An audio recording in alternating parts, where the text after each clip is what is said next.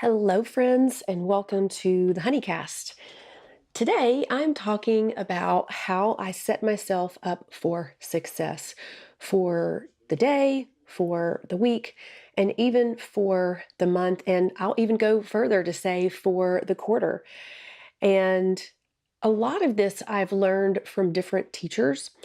And when I follow this, I set myself up for success and it works.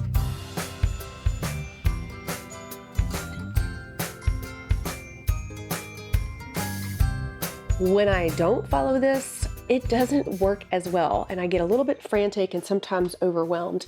So I've learned to take time on the front end, and this is really the key, is to pre-decide as much as you can ahead of time. Now, that sounds like a lot of work. And when I first started doing this, my brain resisted that so much. I did not want to think through everything that I needed to think through. So I am a business owner. I am a mom, wife, sister, daughter, friend. I still have, how many kids do I have here at the house? So we have 9 kids. 4 are still here at the house. 2 are still homeschooling. Actually just graduated my 17-year-old. Yay. 2 more to go. And of course, just, have a life, right? And a goal in my everyday life is to practice healthy habits mentally, emotionally, physically, and spiritually. And to do all that, it's actually taken me a long time to dial in these habits and to dial in these things that help me get set up for success. And so one of the things that I do is it's called time blocking. And like I said, this is what my brain will resist every single time I sit down because it's your brain does not like to do hard things or what it perceives as hard. And thinking ahead and thinking through things sometimes does feel kind of hard because you really have to sit down and you have to think about everything that is going to come down the pike. Now, of course, we can't control life or our day, but we can plan for it. And that is how I'm able to be successful in many areas of my life. And I'm still working on all of those areas. But it has gotten so much easier as I've been able to time block, as I've been able to habit stack. And I'll talk about that and really think through what is it that I need each day, each week, each month, each quarter. So I'm just going to kind of start out by sharing with you how I do that and then what my day looks like. And the things that are important to me are the things that are going to help me be more productive, the things that are going to help me be at peace. And so that's what governs me. I do not let my email inbox govern me or my kids' schedule govern me. Now, I schedule all of that and I work with my husband and we have they have older siblings that can help with us too. But I am successful on days that I'm not reacting to life, that I'm responding and I'm leading the day and something may pop up, but I don't have to react. I can take a deep breath and I can be guided by what are my goals for this day. So I every Sunday or Saturday will time block the week. And what that means is I'll take a look at all the things that are happening in my life. So I play pickleball 2 or 3 times a week. I go to the gym 2 times a week. We've got baseball. We've got family get-togethers. I've got grandkids.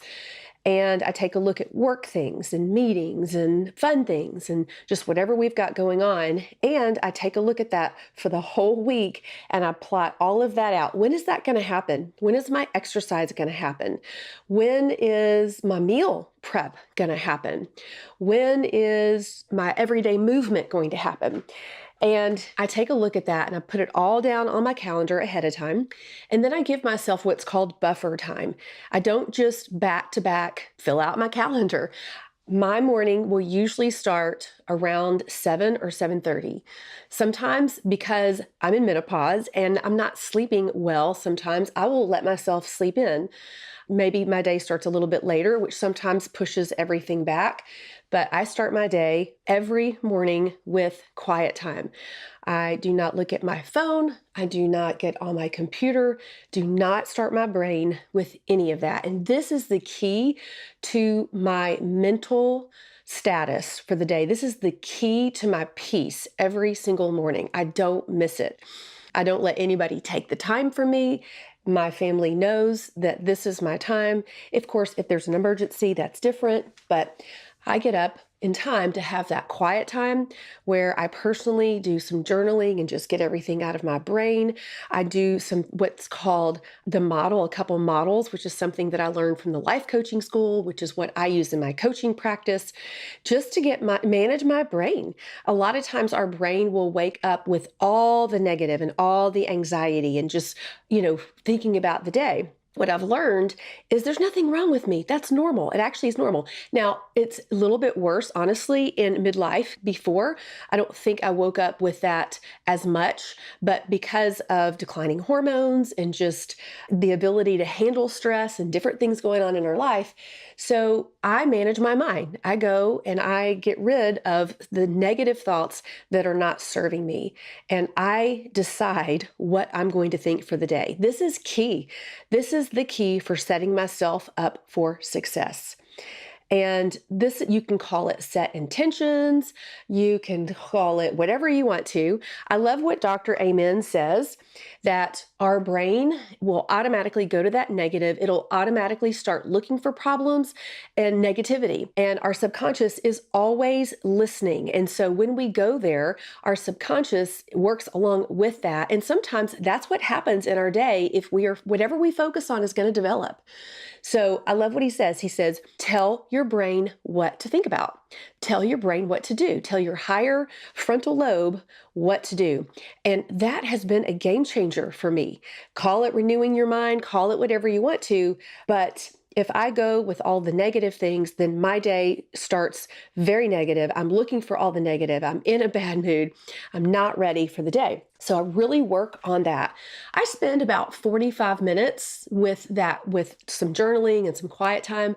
I also use that for some scripture reading and a devotion that I like to just find something to encourage myself in each day, and find something to encourage somebody else. Every day, I'm looking for something to encourage somebody else. And I do know that this is what sets me up for success, because I am looking to go help somebody. I am looking to show up strong. I'm looking to change the world. I'm looking to show up and provide life and encouragement, and that is successful to me. And it also shifts my brain away from me being the center of my universe, which a lot of times will take me down. So that morning time is very important. And I end up that morning time. Then I go into, I call it my admin time. And so every day is different for me because I'm not working all day long every day. I get to choose my schedule, which I love. I love what I do because I get to choose my schedule. Some weeks I'm working a lot, on the computer and coaching calls. And some weeks I'm playing pickleball 3 times a week and I'm working half days and I love it. So that's what I'm doing, is looking at the day. So I've got my days planned. So if I'm here all day long, I will start my morning with that admin time. And that's when I go on my phone, but I still do not scroll. I read something. It's crazy the amount of hours we spend scrolling. I can't even remember the statistic, but it was way too much. And when I'm procrastinating, I will definitely start scrolling. So I don't let myself do that, but I do go and check. I have all these places where I'm checking and showing up and all that kind of stuff. So I go into my admin time. And once I get that done, then I go out and I am with the family. I am hanging with the family. We're talking about the day, getting breakfast, that kind of stuff. So in that morning time, I plan my food for the day. It's just easier for me than planning it out, for the whole week. And now I plan my dinners out. I plan every dinner each night of the week. That's already done in my time blocking. But during the day, I know what I have in my fridge, in my freezer, in my cabinets. And so in that morning time, I just very quickly jot down what I'm having. So this is what I decided I wanted today. And I knew I had all this. So this morning I made high protein chocolate pancakes, and I'll put the recipe in the notes here. I'm going to have a sweet potato, black rice, quinoa bowl for lunch. And for a snack, I'm going to have the essentials and hummus and vegetables. I love to get those raw veggies in. And then tonight for dinner, we are having taco soup and salad. So I already know what I'm doing. I know when I'm going to get in the kitchen. And here's another thing, delegation. I used to not delegate because I was such a control freak that everything needed to be a certain way. I have been set free. It is wonderful to delegate, and just I have to let go of control. That's the thing about delegating, but it frees up my time. So I actually have my kids prep my dinner, and I show them how to do it, and I teach them how to do it. And sometimes they don't do it right and I'm irritated, but you know what? They're helping me. So I'm delegating. Anything that I can delegate, I delegate that. And that way I can focus on the things, my zone of genius, what I need to be doing in that day. So after that, I schedule a 2-hour power hour session. That's when I get top 3 things done for the day. This was a great teaching that I learned from Full Focus. It's Full Focus Planner. That's the planner that I use. And you pick the top 3 things that must get done for that day. I do list other things, but if I get those 3 things done, I can be, yes, we did it. And if I get anything extra, wonderful. If I don't, it goes to the next day or it goes to the next time block. So that's very important. In that 2-hour window, that's when I get the priority things done. And guess what else I've learned? It's called eat the frog first. I do the hardest thing first. Our brain wants to procrastinate because it thinks, oh, I got to do this hard thing. But if you just jump in and you start anyway, you get going, your brain starts helping you, you start moving in the right direction, and you can accomplish that hard task. So normally that's what I do. Now, I take snack breaks, and I mean not food breaks. I take movement and exercise snack breaks. If I am at my desk all day long, I have a standing desk and I will sit. I will stand part of the time and I will sit part of the time.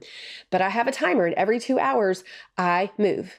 I either go outside and get fresh air and sunshine, or walk barefooted outside grounding. I'm actually grounding right now as I'm talking to you guys. My feet are on a grounding mat. I will do the NADI or the nitric oxide workout. I will do stretching right now. I'm recouping some pickleball issues I've got going on. So I'm doing lots of stretching and mobility exercises, which, by the way, in menopause, those mobility stretches and exercises are so important for us. I'm actually going to be creating some videos, short videos, to really keep us moving well and mobile in the way that we move our body in everyday life. So I do exercise snack breaks. I also plan a walk each day, and sometimes I do 2 walks. And when I'm on those walks, I like to listen to podcasts. So I listen to either encouraging podcast, or I listen to anything that I'm learning at the time. Like right now, I'm in a certification program, so I'm listening to those videos. I also have a coach, and so I listen to her videos. Of course, I'm listening to the potty. I'm getting information, but I'm doing that in a way that is it's habit stacking. So as I walk, I listen. As I get ready in the morning, when I put my makeup on, guess what? I'm listening as well. And I have a list of things I want to listen to. So I don't go and try to just pick something, but I have a list of things. And so that is how I'm able to really continue to learn, move my body, do some work. I schedule all of my coaching calls. I know those are all Zoom calls, so I know what those are going to look like. And I give myself that buffer time, 30 minutes after a call, 30 minutes in between time blocks. And that can just be for whatever. If I want to go hang out with kiddos, if I want to read to them, if I want to lay down and have a rest, which I do sometimes. Wonderful. Sometimes I'm just like, I'm going to take my brain and we're going to read. We're going to read because reading is good for my brain and it helps me just reset. So that is what my day looks like. And then at the end of the day, I have a wind down routine. And what I do is I basically go and I shut everything down. I check all the emails, the Slack. I do any wrap up things that need to be done, or if things are left undone, I task them for a future date. I actually put it in my full focus journal and also or planner. And also I use Asana. It's a task manager system so that I get those where I can see it on my computer and then I can write it down in my planner. So that way at the end of the day, if things are left undone, that's okay because I know they're going to get done on another day. I wrap everything up, I get everything cleaned up so that my space is all clean and I can move on to the next thing, which is normally, if I'm not on a Zoom call in the evening time, it's normally transitioning into family time. And so I usually try to spend about 20 or 30 minutes specifically with the kids doing stuff with them, whether it's like right now we have what we call our rig, our UTV that we like to go riding around on, or sometimes one of my sons really likes to be in the kitchen. So I'm teaching him how to cook, which that's hard. It's very hard. At the end of the day, I just want to go in there and get it done and not explain everything and not have anybody in my space. This is my personal, space thing. And I really have to talk to myself and say, you know what? This is good. He's learning. He wants to do this. And guess what? I'm going to give him a couple nights of cooking. Won't that be great? And so this was really cool. So last week I was teaching him how to make spaghetti, and everything I'm teaching him is really how to eat on plane and whatnot, and teaching him why. And so our first meal was spaghetti. And I was teaching him about Dreamfield's noodles and why those are healthier and how I'm going to have zoodles instead, and the sauce and the meat and all that. We were rinsing the meat. And anyway, he really enjoyed doing that. And then last night I popped out for a little bit on my rig, went riding to see my mom. She lives about 5 miles away and she was sitting on her porch. And so I pulled up and we had a little time together, and I came home and spaghetti was already made by my 13-year-old. I was like, wow, thanks so much. And it was just a blessing, so it takes time and investment, but it's so worth doing that. And some nights we're at baseball, and guess what? Some nights it's sandwiches and it's eat on your own. And a lot of times I'll just cut up fruit and veggies and have those in the fridge or set those out. If I set those things out, everybody that walks by them will eat them. It doesn't matter what it is. I started doing this when my kids were little. We had a porch, and I had a picnic table on the porch, and I would make my kids stay out like half the day. I had 4 boys, 2 girls, and 3 boys. And so it was wild around here. There was a lot of outside time. And I would just cut up vegetables and fruit, and I would put it on the picnic table, and they would just eat it whenever they wanted to. That's how they got their fruits and veggies in. And this one time it was so funny. My dad's wife, my stepmother, she had a garden. And so she had tons of green and red bell peppers. And at the time, I rarely bought green peppers. It was always the colored peppers. Anyway, I left that box out there and they ate a whole box of peppers. I was like, this is a great idea. I'm going to keep doing this. So anyway, just little stories to let you know just how do I get my kids to eat healthy, and how can I show up for myself? That's really what this is about. I want to create success in my day. And if my day starts to get overwhelmed or it starts to go awry, that's okay. I just reset. One way that I reset is when I feel myself starting to get to that point of like really frustrated or overwhelmed, I stop and I do some deep breathing. And that has been a game changer. It really does. It turns on your vagus nerve, which shifts you out of that fight or flight into rest and digest. And then I start managing my mind. Like, I can get all of this done. Everything is fine. Nothing has gone wrong. It's okay if a ball drops here and there. It's just XYZ, it's just this. And I start managing my mind and I start deep breathing. And it does help to reset. I might not always recover after that fully, but I've learned not to go from that space of overwhelm and frustration and life is happening to me and just keep rolling with it. Because what happens is I am not in a good space and I am not happening to my world, and I'm probably not very nice to my people, and then I don't feel good about that. And so I've really learned to just become aware of my thoughts, because my thoughts are creating my current result. My thoughts are creating my current result. And so these are just thoughts in my head. How can I renew my thoughts? What do I need to tell my brain right now? What do we need to think on? And these things that I do for myself and I teach my clients help create the healthy habits and help you get your life back where you're not feeling like you're chasing everything and you're at the mercy of whatever's happening to you. That doesn't happen to me. I have very good boundaries with that. And I think that that is respected. And I also think that it's good for my health. And so hopefully some of these things may be encouraging to you. Some maybe not. I know we all have different perspectives. We all have different lifestyles, but I do love hearing how other people do their life because I'm always learning. I'm always wanting to up level to the next level, but I want to be guided by peace. And I want to be productive, but not busy. I rarely use that word busy because it doesn't feel good. I want to be productive and peaceful. And I also want to make sure I'm doing the main things that I want to do, which is connect with people and encourage people and do everything that God has created me to do. And so when I am setting myself up for success, I can do that in a much better way. So thank you for joining me today. I hope this has been helpful. I will talk to you guys next time.